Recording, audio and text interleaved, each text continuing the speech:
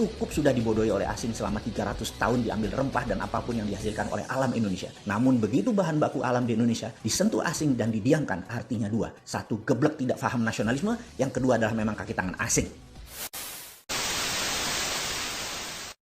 Kita kembali mengingatkan sejarah yang mengingatkan bahwa Nusantara ditakdirkan jadi global player sejak lahir. Sekarang sayang, kita belum melihat rencana ke depan kita sebagai global player. Masih tarkam, masih antar kampung, globalnya masih nyender sama superpower. Sayang banget deh. Sekali lagi, sangat disayangkan pengelolaan negara, pejabat negara, dan politikus melihat negara Indonesia tanpa wawasan sejarah, tanpa paham kekuatan geoekonomi, yaitu kekuatan geografi untuk keuntungan ekonomi. Tidak memainkan geopolitik, yaitu kekuatan geografi untuk keunggulan politik bernegara, dan pastinya tidak punya geostrategi, memanfaatkan kekuatan geografi untuk faktor penekan bernegara. Intinya saat ini bagaimana membagi-bagi APBN doang otaknya, membuat peraturan yang sedikit menguntungkan rakyat. Rakyat hanyalah sapi yang diperes-peres susunya tapi nggak dikawin-kawin. Nikahnya pejabat itu setelah menjadi pejabat bukan dengan rakyat tapi dengan oligarki, dengan kelompoknya dan dengan politikus penguasa Senayan. Ngono ya. Oke, rakyat habis digrepek-grepek doang dan herannya rakyat gak kapok-kapok malah memuja-muja pejabat seperti itu. Hero-nya dijunjung. Top dah doktrin dan propagandanya. Top Marco top. Kagum gua. Udah selesai ngegosip, kita lanjut. Kita menengok sejarah sebentar.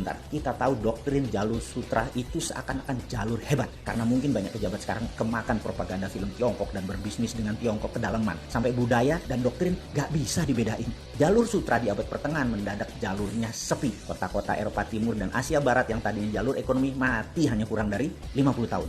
50 tahun dari apa? Dari majunya dunia maritim perkapalan di abad 14 dan 15 sehingga pada perjanjian Zaragoza dunia dibagi oleh dua raja laut, Portugis di sisi timur, Spanyol di sisi barat. Ini kayak kita sekarang Tiongkok Amerika lah kira-kira ya. Spanyol ke Amerika Utara Selatan, Portugis ke India sampai timur jauh yaitu Nusantara. Jalur sutra kalau dengan jalur maritim atau maritim line tersebut beda. Jalur maritim lebih powerful. Jalur sutra musnah tinggal debu sekarang. Jalur maritim yang melewati Indonesia bahkan tidak berubah sejak zaman awal dunia maritim tahun 1511. Awal puncak penjelajahan mencari dunia baru, mencari sumber bahan baku baru. Dulu rempah adalah isi dari jalur maritim yang kemudian hari disebut jalur rempah atau Spice Road, adalah jalan menuju kemakmuran. Rempah Nusantara telah membawa bangsa Inggris, Belanda, Portugal ke zaman keemasan mereka. Negara Eropa makmur berkelimpahan karena rempah Nusantara. Jadi sedari awal Nusantara memang ditakdirkan menjadi global player dan menjadi pembawa kemakmuran dunia. Ketika komoditas rempah menjadi industri, kebutuhannya rupanya bisa dipenuhi oleh daerah lain di awal abad 20-an. Maka terjadi pergeseran besar di mana bukan yang di permukaan tanah yang menjadi sasaran sekarang, namun yang berada di dalam tanah, yaitu mineral bumi. Perlu diingatkan, di dalam perdagangan rempah dikatakan wilayah Maluku, wilayah Pulau Run misalnya. Jangan bayangkan kekuatan militer yang berkuasa. Sejak awal bulognya Maluku sudah berdiri, namanya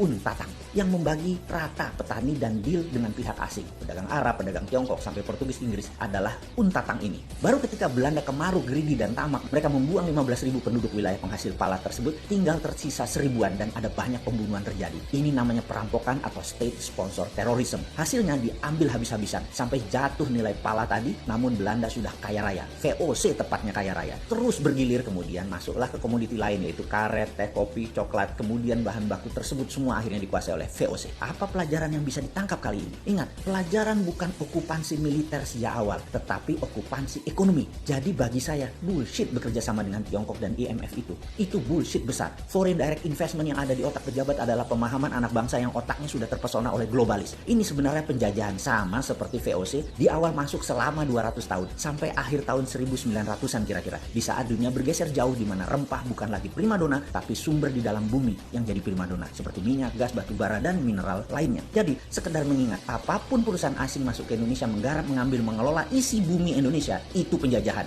Ide ini maka saya tekankan, kalau mandat di tangan generasi muda di tahun 2024, tidak ada perusahaan tambang di Indonesia milik asing. Setidaknya 50% adalah lokal, di mana proses hilirisasi setelah tambang tadi, mineral tadi, hilirisasinya 100% lokal. Cukup sudah dibodohi oleh asing selama 300 tahun diambil rempah dan apapun yang dihasilkan oleh alam Indonesia. Namun begitu bahan baku alam di Indonesia disentuh asing dan didiamkan, artinya dua. Satu, geblek tidak paham nasionalisme. Yang kedua adalah memang kaki tangan asing.